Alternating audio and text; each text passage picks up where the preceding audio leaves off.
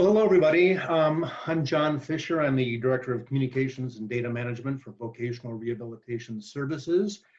And I want to welcome you all to the third and final event in our summer-long series, celebrating and observing the 100-year anniversary of the public VR program in the United States. You'll recall that the first one we had was several weeks ago. We had the Commissioner of RSA doing the kind of the pep talk and the stimulating speech and all the rest. That was followed up by Dr. Fred Schrader, who is a former director of the Rehabilitation Services Administration during the Clinton administration years.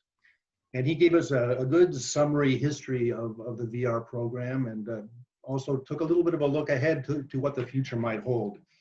Today, we're very, very happy to welcome to this third event, Kevin Kling, whom many of you probably know as a well-regarded storyteller, author, playwright, a disability advocate, both here in Minnesota and around the world, really. So he'll be doing the final presentation here in just a moment. In the meantime, I'd like to turn it over to my counterpart at State Services for the Blind, John Benson. Thank you, John. I had the great pleasure of seeing Kevin perform and present at a national conference. Kevin and I were just reminiscing a little bit, trying to figure out when was that and how did that go. It was some years ago. It was held in Seattle, Washington. It was a national conference, as I said, and Kevin was the final speaker of this week-long event, and he was incredible in the sense that he drew together so many divergent aspects of disability, historical context, storytelling, mythology. It, for me, was probably the high point of that conference in terms of speakers. So I think you're all going to enjoy very much this presentation. And with that, I'll turn it over to Kevin. Thanks, John. Thanks, John. All right. This is great. Happy birthday, everyone. Happy 100th birthday.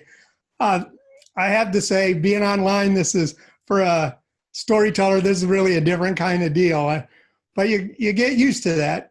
As a storyteller, you never know where you're going to be. I remember years ago, I was traveling across northern Minnesota, traveling with the Guthrie, and we were coming into Hibbing, and there was a big lit up sign that said, "The Guthrie Theater presents Kevin Kling," but the February wind had blown the P away, so it said, "The Guthrie Theater resents Kevin Kling." I was like, I already know it.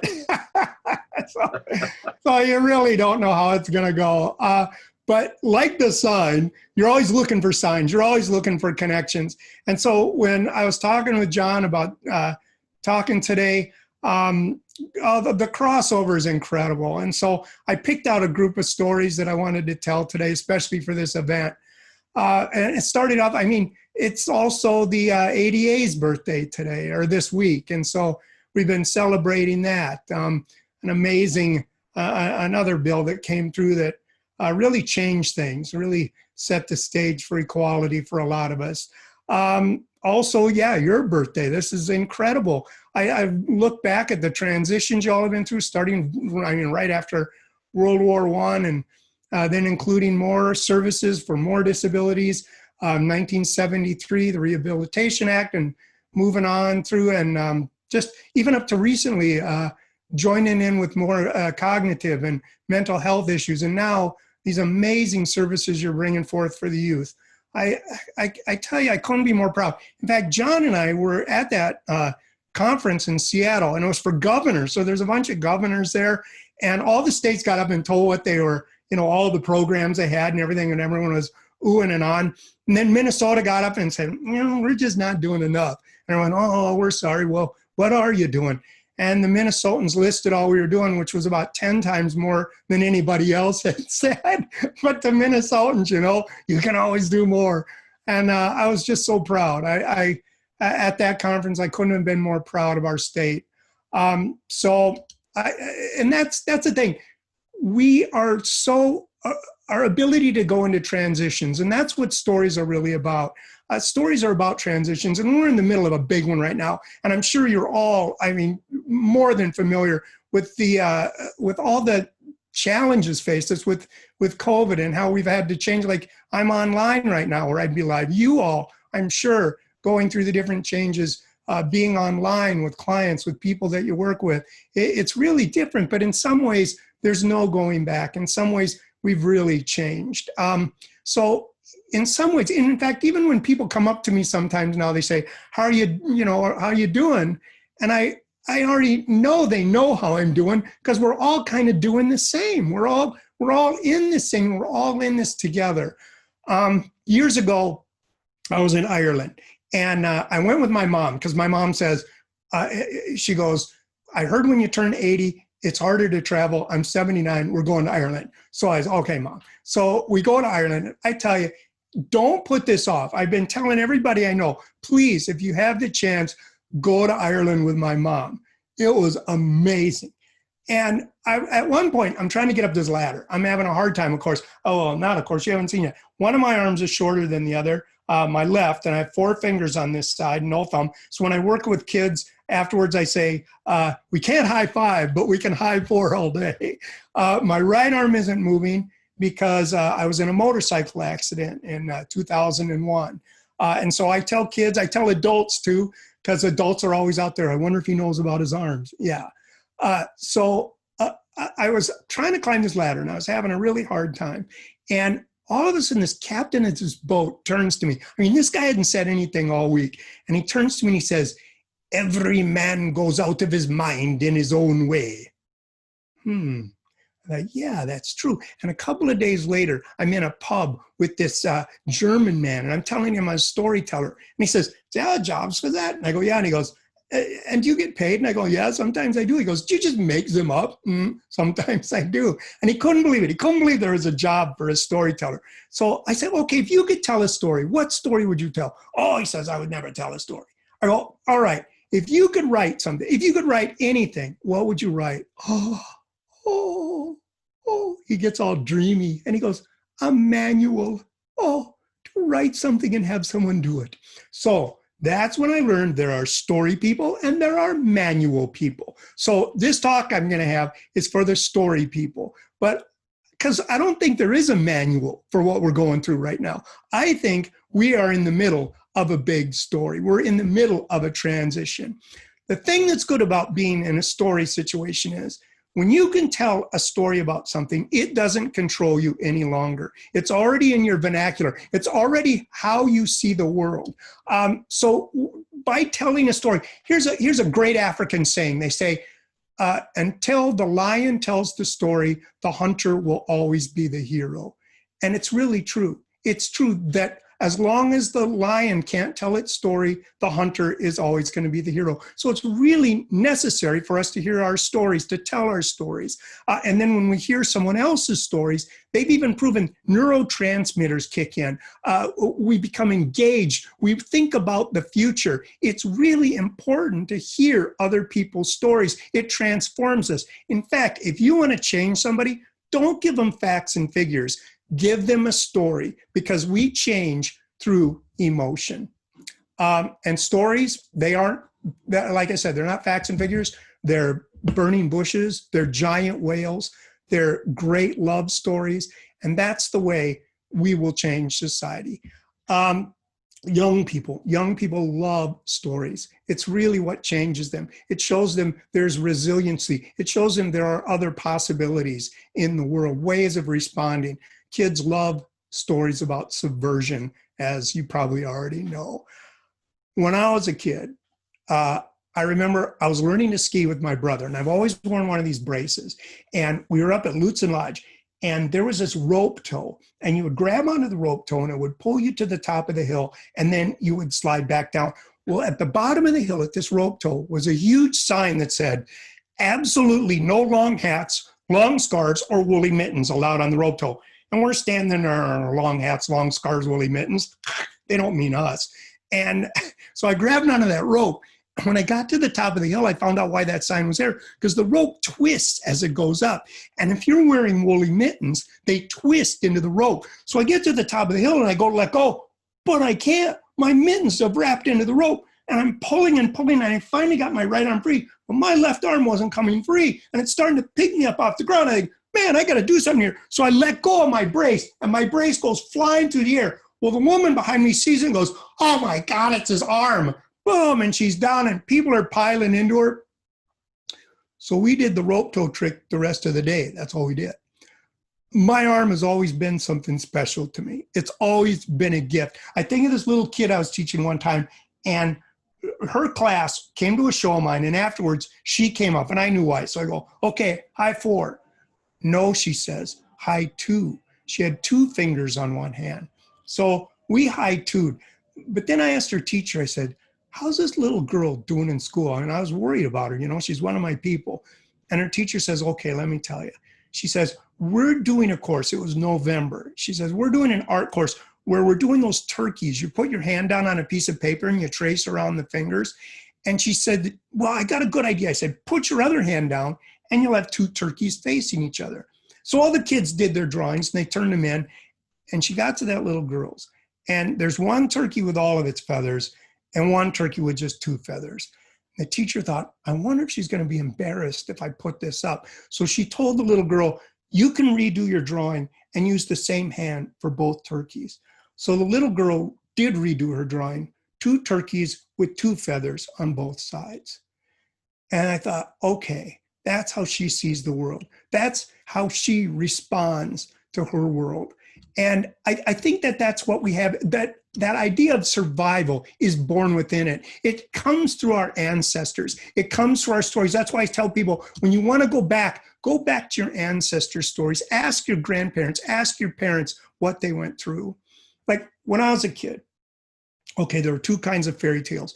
Fairy tales I hated and fairy tales I hadn't heard yet, because it always turned out bad for the guy with a disability. Look, Snow White trades in 7 perfectly good little ones for 1 big one. Ugly Duckling starts out great, this giant duck that steps on the other ducks, but then they find out, no, he's a swan. Man, I liked it better when they thought he was a duck, this huge uber duck. I mean, when they find out he's a swan, what does it do for me, a kid with a disability? Hope a ship of aliens lands and goes, no, you're really one of us. Meanwhile, I'm stuck living with ducks. But Grandma said, no, Kevin, a story can go the way you want it to go. And so this is one of the stories she told me. It happened back in the days when pots and pans could talk, which indeed they still do. And a man would go to the river every day and fill 2 pots with water and bring them home. Well, one day, a small crack developed in one of the pots. And as time went on, that crack widened until by the time the man got home, all the water had leaked out of that pot. So finally, the pot turns to the man and says, please, every day you take me to the river. Every day that water leaks out. Please replace me with another pot. And the man turned to the pot and said, look down the trail. And the pot looked down the trail, and on the side of the trail with the pot that didn't have a crack, it was craggy and rocky and barren. But on the side of the path with the pot with the crack, wildflowers grew. And the man said, every day you water those flowers. Every day you make my difficult journey beautiful. I think I'll keep you. And with that, she'd wrap her large arms around me and say, I think I'll keep you. And so those were the stories I got as a kid. That's the reason I think of my arm as a gift. I know I became a writer because of my arm. People would call my arm withered or crippled or say, you poor thing, or what happened. But by the words they chose, I could tell whether they blamed me, my parents, God, or themselves for my condition. And with that information, I could get what I needed from them. It's the way a kid works.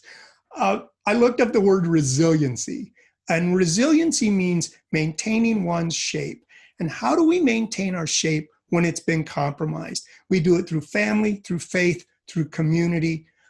There's this great story I saw on PBS about Professor Leakey. He went out and he was looking for when people turned from being carnivores to herbivores, because the Ice Age left all the vegetation was flattened, so they had to learn to hunt game. And he learned we needed three things. One was new tools to our new survival. We needed to develop another language. And we also needed one thing, and he couldn't figure it out, what it was.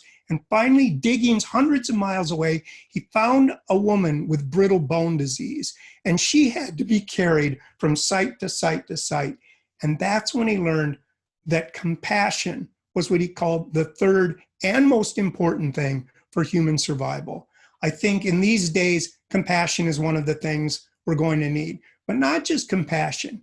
Compassion is one thing, but we need a sense of purpose. We need to have a drive. One of my favorite myths is Hephaestus. He's one of the seven main gods, one of the seven main Greek gods, and he's the only god with a disability because as a baby, his mother threw him off Mount Olympus, and when he hit the ground, his legs shattered, and he dragged his broken form down into Hades, and he created a forge with the Cyclops, and he started building gifts for the gods, Cupid's arrows, Apollo's chariot. And I mean, he made arrows that never missed. He made shields that couldn't be penetrated. He made jewelry that won hearts. And through his art, Hephaestus literally took himself out of hell. And that's what a job will do. A job takes you somewhere. It made him a god again. It makes us people again. It gives us purpose because a person just doesn't need the how or the what. A person needs a why in their life. They need to know why they're here. I look at my family. I look at a friend of mine, Al Baker says, you can survive anything with sense of humor and sense of self.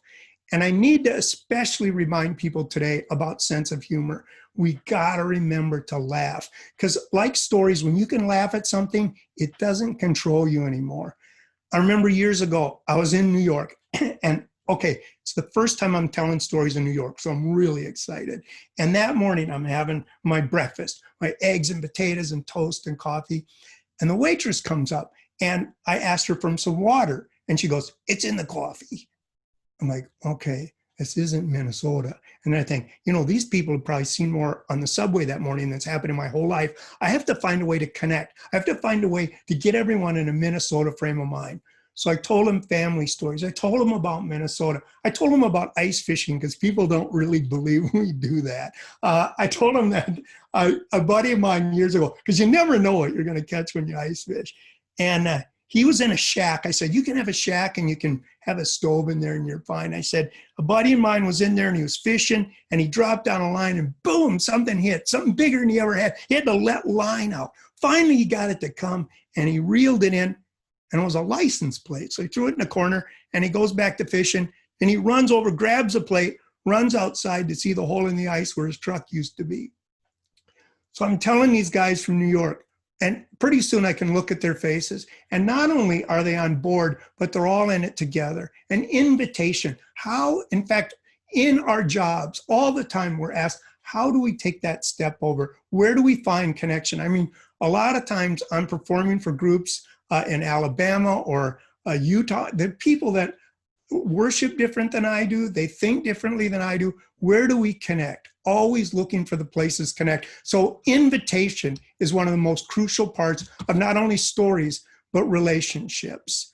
So I was telling them those family stories, and this brings me to another thing besides humor. And part of what I wanted to do today, usually I tell stories with a group such as you all are.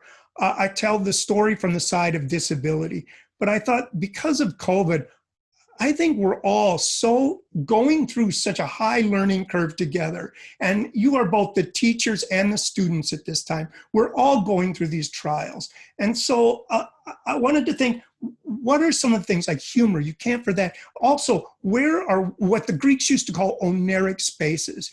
And an oneric space is where your dream and reality come together. They're mostly found in nature. And I know everybody out there that I'm talking to has a place of nature. Either it's a geography, either a lake or an ocean person or a desert. And we all have that space. And for me, it was my grandparents' farm. I loved visiting their farm. I could just feel my blood pressure drop. Even as a kid, I just was so at home there. And a lot of it had to do with my grandpa and grandma. My grandpa was one of those German farmers.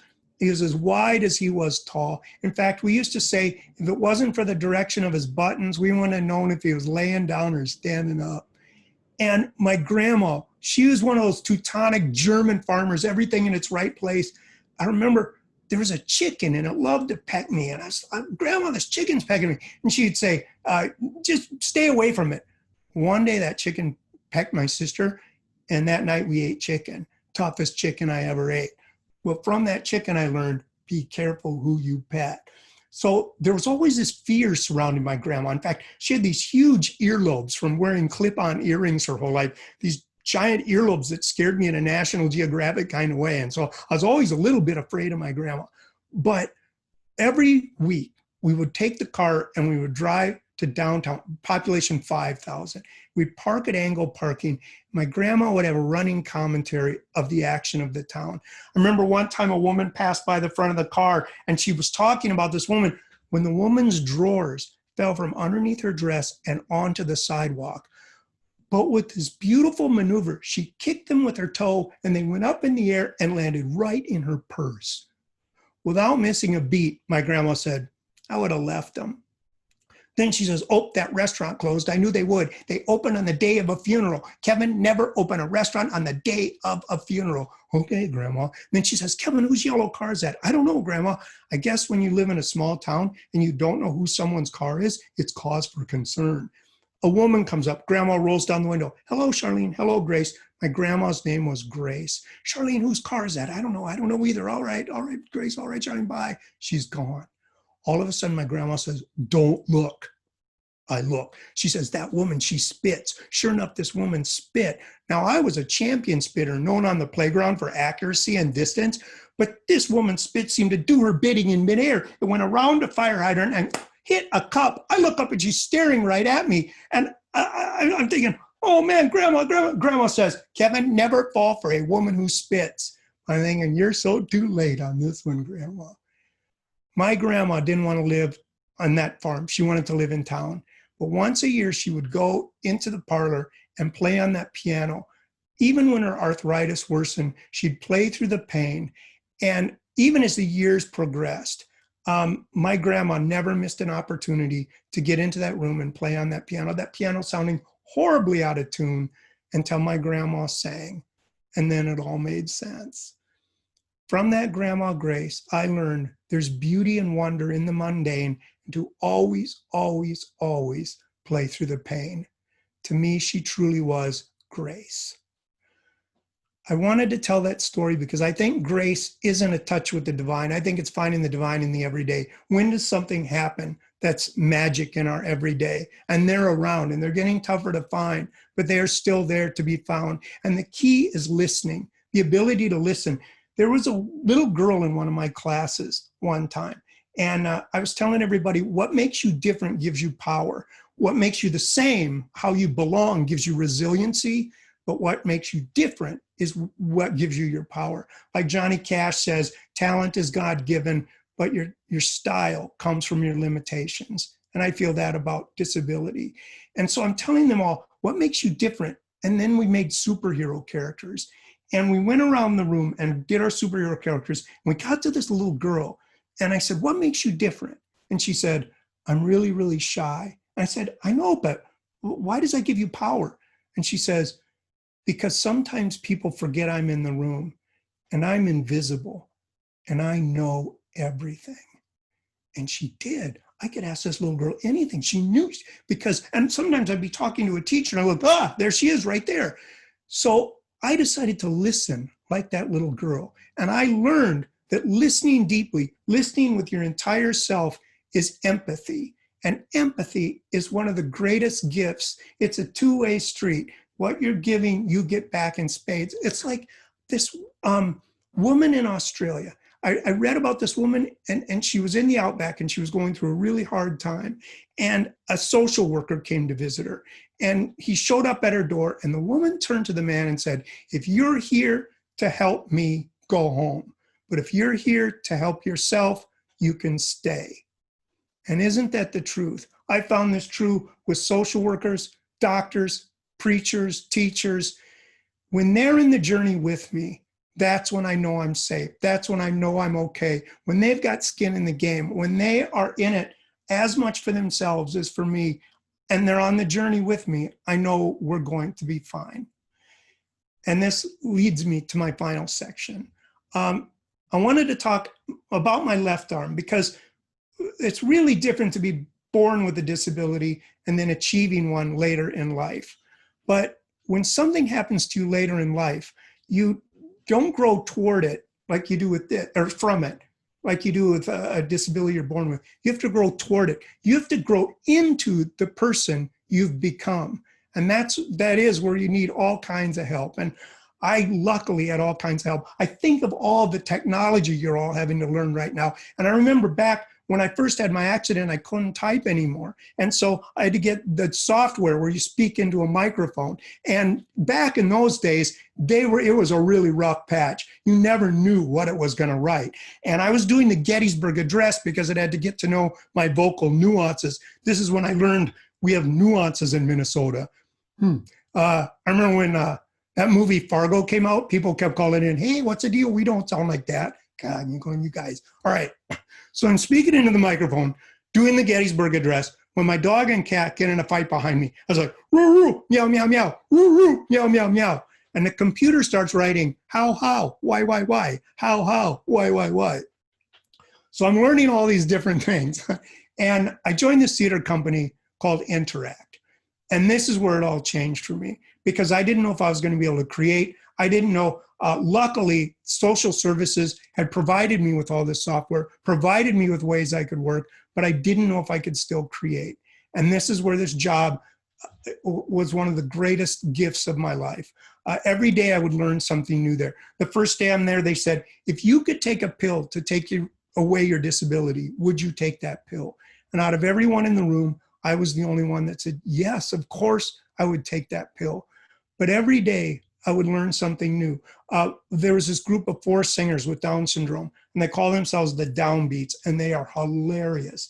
And one time we opened a play at Mixed Blood Theater, and the Downbeats were singing, and a fire broke out backstage. And so we got it out really fast, but too late. Sprinkler system came on. I mean, it was pandemonium. Fire trucks were showing up, ambulances, everyone's out in the freezing cold weather. And Laura Mullen, their lead singer, turns to me and says, I can't work like this.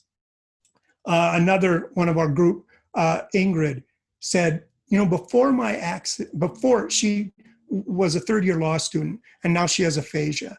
And so it's really difficult for thoughts to become words. And she said, before my aphasia, I used to feel, I think, therefore I am. But now I know we come from a deeper place. Now I know I am, therefore I think. And when she said that, I thought of Rumi's beautiful love poem, before right doing, before wrongdoing, there is a field and I will meet you there. And it's like why Shakespeare put the lover, the lunatic, and the poet in imagination all one, because everyone goes behind the mirror, what we see as real. Or like Dante, who went to the underworld and the world of shadow and reflection, where we round off the rough edges of torment and desire. Dante knew you can't cure a loss, whether it's a broken limb, a heart, a promise, but although it can't be cured, it can be healed. And Dante knew this. He also knew dis was a necessary step to paradise. It's also the prefix for words like disability, which doesn't mean inability. It means able through another way, able through the world of shadow and reflection. So I'm with Interact, and we're in Australia, and I wrote a play to be performed in Australia in front of 5,000 people on the side of this hill. And we performed our play. And when we were done, 2 opera stars took the stage, Teddy Rhodes and Simon O'Neill.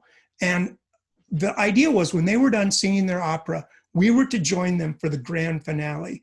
But the Sydney Symphony said they didn't have the music long enough. And if it was okay, could we just finish on one of their solos? And Teddy Rhodes said, yeah, he would take the final solo. So our choir was crushed. I mean, you have to understand, we had worked over a year to learn that song, and now we weren't going to get to do it with Teddy Rhodes. Well, they end, and Teddy Rhodes takes the final number. 5,000 people are on their feet. He's like a hero. I mean, they're clapping like crazy. And Teddy Rhodes reaches behind his back and pulls out a sheet of paper and says, you know, we were supposed to end on another number, but the symphony didn't have the music long enough, and I understand that. But I think if we get to a piano, I can play this. And he said, I saw another one on a stage on the way in. If we can get there, I think we can do this number. 5,000 people didn't bat an eye. They went to that stage, and we sang. Our choir sang with the voices of angels and took that place before right, before wrong, to that place where I am, therefore I think.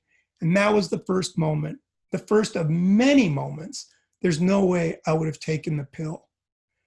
And I think folks that do what you all do need to hear that story, because it's because of my new self. I prefer the person I am now than even the one I used to be, but I would have never got there alone, and I would have never got there without folks like you helping me along. So I want to thank you from my heart and finish with one final poem. This is because the earth doesn't have minerals to create human life. We needed comets and asteroids and pieces of planet to crash into the earth to give us minerals like iron. We needed iron to come from outer space.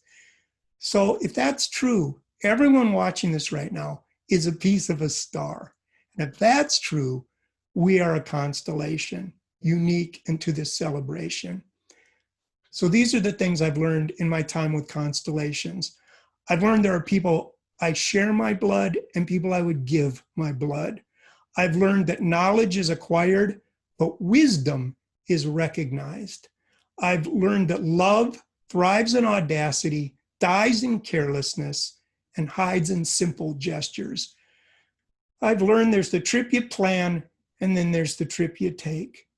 And home has gone from a place that is to one I remember to one I now create, where I know the name of the God, what's funny, what's edible, what's sacred, and now where I will find you. So I'm looking up to the stars, and I know now, though not burning any longer, some still send their light. So I'm looking to the past and the future. I'm looking to home, and somewhere between where I stand and they send their light, we meet. Me looking to the heavens and the stars looking down at what it's like to be alive. Thank you, everybody, and happy birthday.